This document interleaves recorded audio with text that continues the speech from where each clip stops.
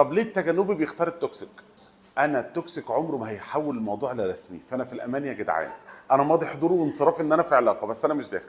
ما هو مش هيتجوز في الاخر. التجنبي يدخل في علاقه مع توكسيك عشان عارف ان التوكسيك في الاخر مش هاخد خطوه رسمي، طول ما انا القرار قراري فانا اختار التوكسيك. اما لو ماما بتختار لي اللي هي شايفانا معاها، فير اوف كوميتمنت ده التجنبي.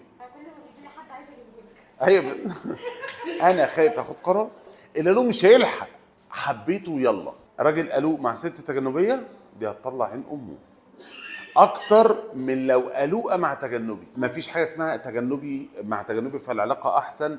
هو المفروض ان احنا نتحول للسواء النفسي عشان ندخل في علاقه صح، غير كده هتبقى علاقه اللي هي ماشيه بمسكنات. ما لو تجنبين الاثنين وهو بيسافر في بترول فبيقعد 3 اسابيع ويرجع اسبوع، ده كلام تجنبي بس ان هو مبسوط الله 3 اسابيع واسبوع حلو. القلوق بقى هو انت بخير، انت كويس، انت فين؟ مين اللي بيجري ورا مين في العلاقات دايما؟ يعني مين اللي بيراضي مين اصلا، الراجل ولا الست؟ الست طبعا.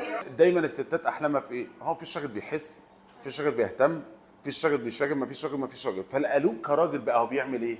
هو بيعمل كل حاجه. عارفه كما يقول الكتاب، اللي هو انا عاوزاه يصحيني من النوم ويعمل لي مش فاكر ايه، يخرجني ويعمل لي مش فاكر ايه، ايه ويعمل. عارفه الاحلام اللي هي يقول لك لما تعمل كده اتغطى ونام؟ ده القلوب بيعمل كده، ده الطبيعي بتاعه، الديفولت بتاعه بيعمل كده كراجل.